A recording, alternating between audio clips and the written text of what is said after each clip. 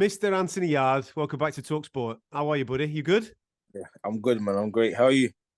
I'm very well. Obviously, I'll tell you about my emotions watching you do what you did last Saturday in a minute, mate. I think it's more important to find out a little bit more about you. Obviously, now we're 7 days removed from last Saturday. You've had time to process it, time to be around family, listen to friends, obviously take in other people's opinions on stuff. But when you listen to your heart, what is the overriding emotion that you're feeling today, 7 days after the fight with Artur Beterbiev? I'm just still at ease, really. It's like I'm coasting. It's like you can't change the past. You know, you're always gonna have things go through your mind like, oh, I should have done this, or if I knew this, like if I knew that I was up on the scorecard, I would have done this different. But yeah, it's just like it's gonna be what it's gonna be. I've always had that understanding as well before I go into any fight. The result's gonna be the result. You know, my job is to do my due diligence during my training. Making sure I do everything that I can, making sure whilst I'm in the fight, obviously I'm always learning on the job because I'm behind in experience, but you know, just making sure I give my all. And yeah, I'm literally content with the result. I've been getting a lot of good feedback. But yeah, I just like in my mind, I'm like, oh, I could have beat him. That's all that's in my mind. I'm like, I actually could have beat him. Do you know what I'm saying? But yeah, other than that, I'm good. Is the feeling different this time than it was against Kovalev? Yeah, definitely. In what way? With Kovalev, it was my first ever loss. I was very green in the sport. You know, that was my first, should you say, fight of any substance. You know, I was fighting for world title. After 18 fights, 4 years as a pro at the time. Yeah, I was very green. You know, I was still learning. Like, I didn't know how to take a loss at that point. I didn't know how to react. It was in Russia. With this fight, it felt like we had a good tear up. You know, we had a good scrap for the crowd, for ourselves. And I enjoyed it, surprisingly. When the Kovalev fight, I wouldn't say I left the fight saying, yeah, I enjoyed that. But this fight, I really enjoyed it. Even though I didn't get the result, I enjoyed being in that fight. What have you learned about yourself on that journey, in between those two fights in particular, from Kovalev to Beterbiev last weekend? What have you learned about yourself on this mad journey that you're on? I just learned that I'm built for this. You know, I'm my character, my mindset is very strong. I've been tested inside the ring and outside the ring, emotionally, mentally, physically. I've had several tests. I've had so many tests. You know, some tests that people never go through in their whole lifetime. So that's what I've learned about myself. You know, people can always say it. They can always say, yeah, I can do this, I can do that. You know, I'm built this way, I'm built that way. But you only really know once you go through something. You know, so yeah, I feel like that's what I've learned about myself. I'm thankful that I'm strong enough to deal with what I've been through. But the most important thing for me is, you know, your emotions, your mental health, your happiness, and that I'm actually all right. Mate, obviously you're referring there quite a lot to the mental side of this game, and 90% of it is exactly what goes on between your ears. Have you surprised yourself of how good you actually are at this game? Because I spoke to Tunde about this, right? And we're trying to put it into perspective, comparing it to the people that you fought against, Artur and obviously Sergey in your world title attempts. But when you actually broaden this out and go wider in the division and in boxing, 12 amateur fights, 26 pro fights should not be competing at the level that you are competing at. And especially with you starting at such a late age, it's not like you've done this as a baby and then, you know, you've come in this as a late teen and now you're at this stage in your early 30s, having done exactly what I've just said regarding your amateur and pro career. To be dancing at the very top table with unified world champions, pushing them all the way, guys that have won gold medals at world and European amateur level, been to the Olympics. I mean, the more I say this, the more crazy it gets. So therefore, have you surprised yourself at how good you actually are? Or did you always believe that that ability was within you? Yeah, I've always believed that the abilities within me. Otherwise, I wouldn't do it. Even going into the fight with Kovalev, going into the fight with Beterbiev, I still like in my mind, I'm like, I'm going to win this fight. Even with all the naysayers, where does it come from, Anthony? Where does that mentality come from, man? There's something in your background there that gives you that. Where is that coming from? I don't know. I know it sounds cliche and it sounds like whatever, rolling your eyes or whatever, but it's probably my belief in God, how things work. Fair. Yeah, fair. It's just my belief, because if I look at my life, yeah, and how it's gone in different stages of your life. Like I grew up in East London. There's opportunity, but we get put in like a basket where we're not allowed to imagine and see things. And do you get what I'm saying? You're not allowed to dream. Only certain things are available to you if you come from certain areas. You know what I mean? You've got boundaries rather than there's a bigger world out there to go and explore. Exactly. So when you're young and you're a teenager and you're surrounded about this thing, your environment is gang crime. Your environment is the people that become millionaires are you have to be Illuminati. You have to do all these kind of things. These are all the kind of things you get brainwashed with. So it's like you're suppressed into thinking I can't. That's them and this is me, and that's impossible. Being successful is impossible. Achieving things is impossible. Being on TV, and being looked at as a inspiration is impossible. So the more and more I just started to believe certain things, and I started to watch more documentaries. I used to love watching Floyd Mayweather's All Accesses and 24/7. They're so motivational. It's more like a TV program. Mike Tyson, listening to these people and seeing where they came from, I was like, why can't I do it then? Do you get what I'm saying? So then when I actually started to do stuff in my life and started to get to a certain level, I started to like win fights, and when I gave it my all and I started getting good results, I said, no, there's a belief system here. I can actually do it. And I started to literally brainwash myself to think to myself, I'm different from everybody. I don't need all the experience. I can fight, and it's about your mentality. These guys get nervous before they fight, so I don't get nervous. I'm naturally like, I'm built, I'm strong. I've been training like in different sports like all my life. I've got the edge there.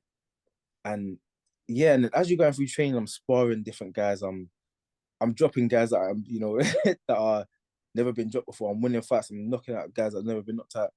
You build like a confidence.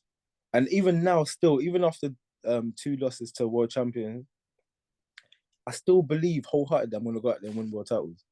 I still believe that. I think you've made a lot of people believe that as well, mate, after watching you last Saturday. Do you think, again, speaking to Tunde, he speaks about spirituality, and obviously you mentioned in there your faith in God, but also real life struggle. And I'm referring to maybe a couple of years ago where obviously through the pandemic, you had some serious problems with family bereavement and have you ever doubted yourself? Have you ever questioned being in the game at any point along this journey? Yeah, definitely. And around that time, around 2020, in total, it was 5 family members, that I lost. Yeah. And it was in all such a short space of time. And it was like, is this going to stop? Is this like an effect that's just going to go around the whole family? So it's like, there was a time where I felt very like down, when they gave Lyndon off for the first decision, split decision, one of them fights, which I like, it was so rubbish. When I watched it back, it was such a boring fight, and I'm watching it, I'm like, what was I doing? But that's because my mind wasn't there. I was thinking, like, even when the bell rang, I kept going to the wrong corner. I hadn't been hit, so it's not like I'm dizzy. You get what I'm saying? My mind just wasn't there. And then after that, the only thing that was keeping me strong was my career. The fact that, I'm working towards something, etc. When I didn't get a decision, it took like about a week or 2 for it really to hit me, and then I started to, that's the first time I've experienced any form of depression. And I'm like a strong person. I don't really believe in accepting things like depression, because I feel like it's 9 times out of 10 all in your mind, and then you allow your negative emotion to overcloud you, etc. But it literally started happening to me without me actually realizing it. So sometimes they say that you need to go through something to understand something. So do you get what I'm saying? In the beginning, when people kept talking about mental health and depression, my mindset is, just get through it, be strong. And yes, I've done that, but I felt what it felt like to actually feel like you're being, you know, covered with a blanket. You know, being an ant in the world, you're just being covered with a big blanket. You can't find your way out. But again, I'm thankful enough. I'm lucky enough to have people around me that I can speak to. Once I let my pride go, because I'm a Leo. The ego can sometimes be there. You know, you're headstrong. You don't want to feel off. You don't want to feel weak or seem weak. But yeah, I've got certain people around me where I can just talk. You know, I can just let them know how I feel.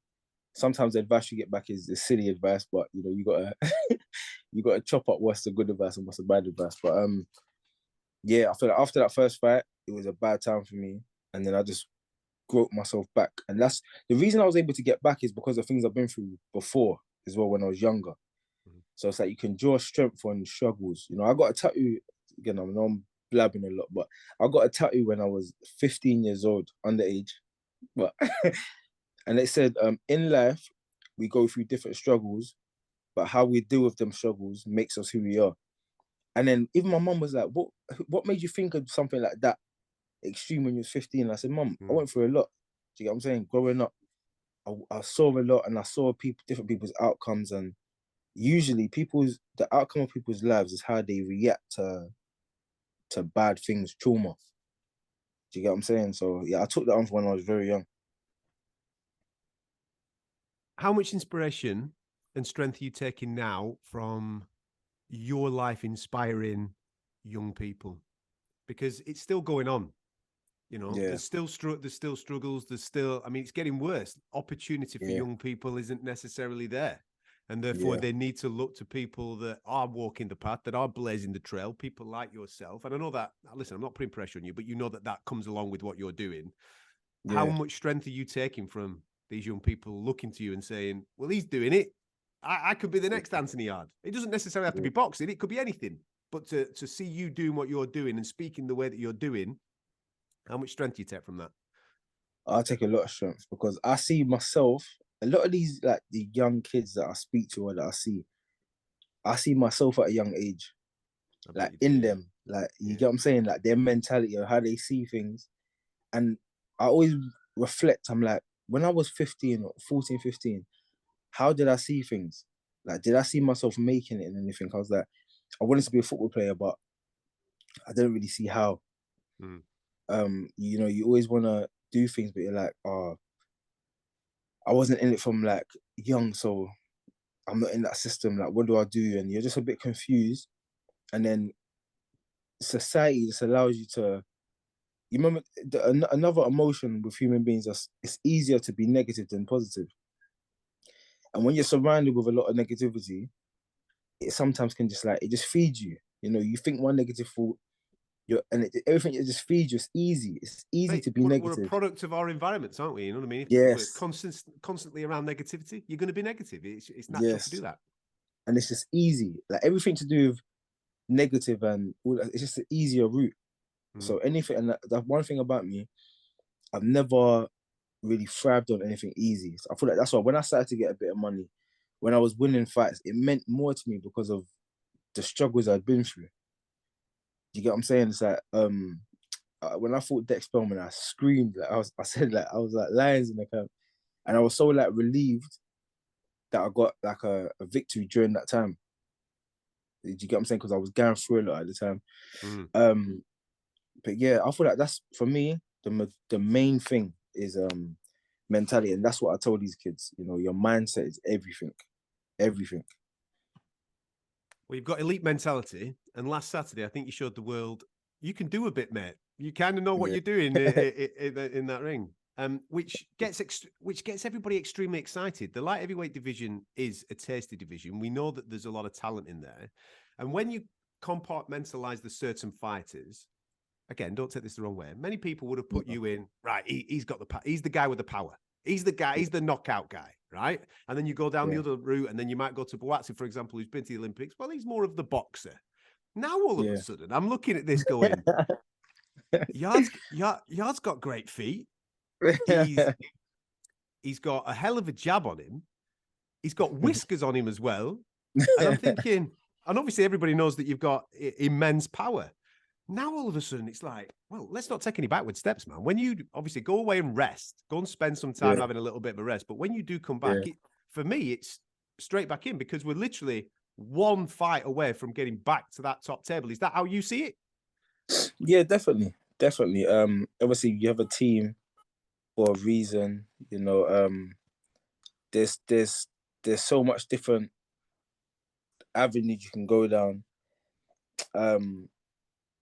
With me, it's like if I was managing my own career, even after the first Linden Alpha fight, even though my mind wasn't there, I would have been back in the ring within the next 3 weeks. But again, you have a team, and that's why I've always understood that everyone it's PYP, play your position. If everyone plays their part, you know, that's how success happens. You know, you're doing a show right now, but you gotta rely on the person that's editing to do the edits. You gotta rely on the certain people to do their job, then you gotta do your job.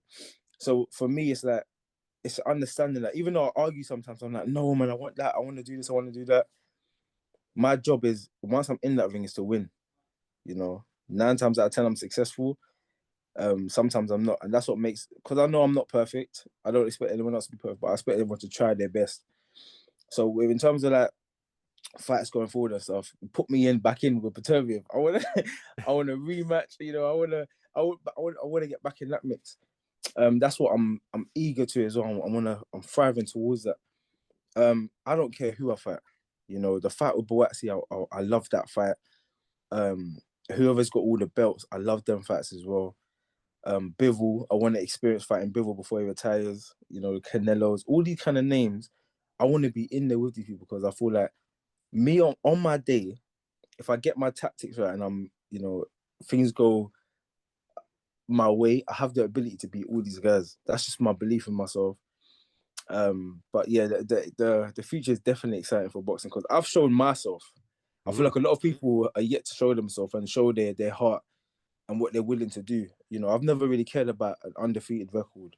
I've more cared about my lion's heart. Like, I want to go out there and I want to be the underdog. You know, I want to fight all these guys and I want to, just like this Beterbiev fight, I want to show that even with all my limited experience, even with all these things that are going against me, I can hang in there with these guys and beat some of them. Do you get what I'm saying? So that's my mentality. Talk to me about your relationship with Tunde. Because again, both of you, boxing's a harsh game, right? There's loads of critiques out there. There's loads of people that question certain things. You get to a certain level and then they think, oh, maybe Anthony needs to maybe work with a different coach or do X, Y, and Z. I think at the weekend, both of you together proved an awful amount of people wrong. And I'm delighted, obviously, for the period to be able to do that. But thank you. That takes an awful amount of faith in each other, love for each other, and trust. And that's the key word, trust. When I spoke to Tunde about the tactics for this particular fight, I'm thinking, you know, you're putting your guy in the fire. You know, you're sending him into a fire. He's got to trust what you're saying to him, and you've got to trust that he's got the ability to be able to pull it all together. And it just works so well. Obviously, until the end, it works. It works so well. This is beyond fighter and coach, isn't it? That relationship is beyond that. I think most people would conclude that is the case. Yeah, and you know, no one knows why it ended up being me and Tunde. You know, Tunde's got he's past. You know, where his passion sometimes was seen as aggression, and you know, he used to be very outspoken. He used to never hold he never held anything in. You know, and then I feel like with my personality as well, it's like me and him have like mixed. You know, when you mix and you come up with unusual ingredients. And I feel like a bit of Tunde is rubbed off on me, a bit of me is rubbed off on Tunde. And I feel like we've both grown from it. You know, we both never had anything in our mind about ever losing. You know, we just had a set thing in our mind is, you know, go out there, win, shock the world, win world titles, you know, be the best. And the reason I've stuck with Tunde and that I've always like had faith in him, and because yes, he's human, he has these errors. You know, he might say the wrong thing or he might do the wrong thing. But he's learning on the job, I'm learning on the job. But one thing about Tony is he's got a good heart. You know, I know his family, I know him, I've seen his passion for boxing. This is all he cares about. And this is so rare. For me, he chooses boxing over his family. You know, and it's for his family, yes. Same as me. I choose boxing over my family, but it's for my family. But I've never seen it in a coach before. You know, I've never seen a coach never miss a day of gym, no matter what's happening, you know, or ask permission. He will ask me for permission to miss training to go to a wedding, you know, and things like this. And there's no fight coming up. So these kind of things here, it motivates me. So me and him have like a competition thing. Like if I'm, let's say there's no fight coming up, you know, you don't have to be in the gym that day. And I will say to him, oh, you know, yeah, it's one of my friend's birthdays. Let's say me, it's my birthday. Yeah, I'm gonna go out to eat. What we're gonna train first? What time we're gonna train first so we can finish to go? And we both got that kind of mentality. We need to train because we're trying to be the best in the sport. We're behind in terms of experience, and you know, I feel like when you work hard and you give the sport everything, your attention, eventually it pays dividends. Mate, it's inspiring, and I think that was evident with the way that the end of the fight came. Yeah, I know that. Listen, we know that you wanted to carry on. We know what you wanted to do, but for him to take that decision, that's a tough decision for him to make because, like you say, he knows what you can do. He knows that you could probably do it. Yeah. But he also knows what could happen, and for him to take that decision was a tough decision for him. But listen, I think in most people's eyes, it was the right decision. I know it was hard to swallow, but it was the right decision for him to make. Yeah. And that's what I'm saying. When I look back on it, and even I'm getting like little goosebumps as well because initially I looked at him like, "Did you really just stop the fight? Like, what are you doing?" Like I had that thought in my head, and then I said, "Ah, you know what? Relax. You're on TV. Relax." And that's the first thing that went to my mind. I said, "People are watching. People are watching, man. People are watching." I said, "You've just been dropped as well." I said, "So you can't be doing this tough guy stuff." I said, "Relax." But once I gave it a few minutes, I said, "You know what?" I looked across the ring and I said, "That's Beterbiev. This ain't a guy that struggles to knock people out." Yeah. And again, I felt his punch. So I said, "You know what? Yes, I'm a fighter." And I in my mind, I watched fights like you know, Hagler Hearns. I've watched fights like Castillo and Corrales. That fight when Corrales came back, I've got that kind of mentality. I've got that heart and determination. And I had in my mind as well, I had like my faculties there. I know I got hit with a good shot, and it was the first shot. You know, I went to throw an uppercut, and he threw it overhand right, and it landed on my chin. So I kind of stumbled, and the second shot just like took me off balance. But it was the first shot that hurt me. And then I got my faculties together. I listened to the referee counting. When we was in the change room before the fight, the referee said, "If you get dropped, no need to rush to get up. You know, I'll give you until the 8. You're gonna get the 8 count anyway. No need to rush to get up." So I remember hearing that. So I stood up now. So I remember I went back to the corner and I said to Tunde, "What round is it?" Because the reason I wanted to know what round it was because if it was after the 8th, 9th, 10th, I'm going for it. I'm not waiting. That's my mentality. The kitchen sink is about to come out. So what round am I in? Kitchen sink, the bath, the everything, all the chairs in the living room. I'm throwing everything at this guy. So he didn't even, I don't think he even responded to me. He was just like looking at me to see if I was okay. And the referee like shook my hand and said, "Yeah, you ready?" I said, "Yeah, I'm good. Like, I'm good." Hit me with a couple more shots. They stopped it. In my mind, I'm like, just like, at least let me take a couple more if I'm going to get hit, because I could have just dipped my knees and swung, caught him. And then everyone's seen it in boxing before. It's like all your dizziness goes, the adrenaline kicks in, you go for the kill. These are the things that are going to sit in my mind. But at the same time, when you compare them and you choose an option, okay, do you get badly hurt? Mm-hmm. Do you win a fight? And then it's like, you know, you got your respect. You know, you didn't embarrass yourself. You know, you put up a good fight against pound for pound one of the best. You know, you go again. And then again, I agree with Tunde. You go again. Yeah, absolutely. And as well as that, there's still an air of doubt. Do you know what I mean? In the moment. So from your point of view, everything that you're saying right now, you're thinking, I could have got that guy. Yes, could have got him. Yes. Now, if it does go on and it is more conclusive, that might then damage. It won't, because you're an incredibly mentally tough guy. But for most people, it would go, that was conclusive. Yeah. Now there's a moment in your head, even if it's just 1% or 2%, where you're thinking, I could have got him. I could have got him. Yeah. Which then inspires the next fight. So, like I said, I thought it was a solid stoppage from Sunday, and it, like exactly what you've just said, man. It just, from a fan's point of view, everybody sits here now going, when is Anthony Yarde back? When he... Yeah. Go and enjoy the beach. That's what I would say first and foremost. Go and enjoy that. Go and get some sunshine. Yeah, that's what I'm gonna do. Good, man. I got my little stitches. The stitches should be taken out tomorrow or the day after. I'm just waiting for an appointment. You know, even like the healing, it wasn't like a deep cut or nothing. It was more of like a scratch.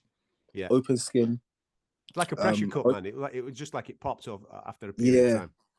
I'm happy that he got one as well. So it's like, it's equal. That was like one of the highlights for me, you know. I was thinking, I'm cut. And I think the next time I came and I landed the shot, I said, yes. God, now we're both cut. There's blood everywhere. I said, yeah, let's go. Today says about me as well, I'm spiteful. Like when we're training, if I get hit, I need to hit my opponent back. Like it's a weird thing. But yeah, it's like that.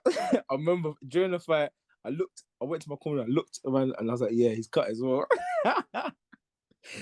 Oh, it's funny. And thank you so much for giving up a bit of time, mate. Take care, buddy. Enjoy the rest, and we'll see you soon. See you soon, yeah? Thank you, brother.